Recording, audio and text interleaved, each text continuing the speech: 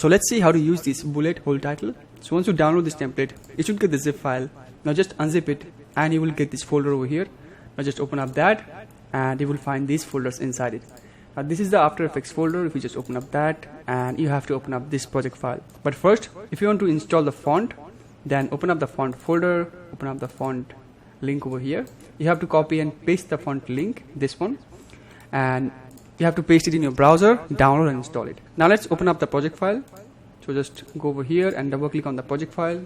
Now inside of After Effects, by default, the final composition will be open up, and in here you will find 7 different title scene and 1 logo scene over here at the end.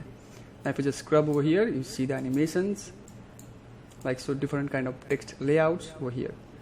And in the project bin, you will find 3 different folders. So first one is the edit, where you can change color, logo, text, basically everything editable.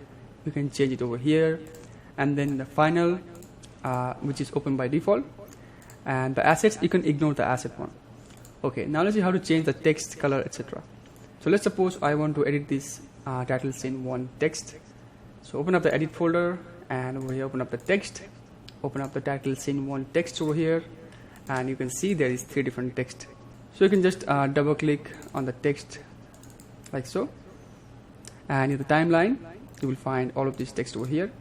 So now you can just type any text you want. I'm just gonna type some random text, and if you want you can change the font from this character tab over here.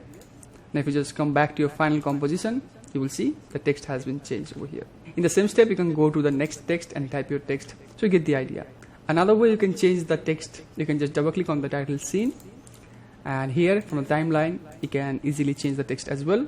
So this is much easier to change the text rather than going to this project bin. Okay, now let's see how to change the colors. For the colors, you have to open up this color folder and open up the proper scene. So title scene 1, or you can just double click on this one. They are both same.